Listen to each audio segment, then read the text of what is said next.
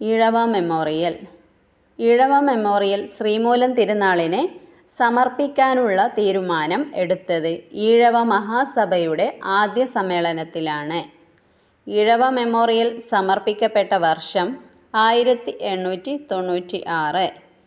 ഈഴവ മെമ്മോറിയലിന് നേതൃത്വം നൽകിയത് ഡോക്ടർ പൽപ്പു. ഈഴവ മെമ്മോറിയലിൽ ഒപ്പുവെച്ചവരുടെ എണ്ണം 13,176. ഈഴവ മെമ്മോറിയൽ സമർപ്പിക്കപ്പെട്ടത് ശ്രീമൂലം തിരുനാളിന്.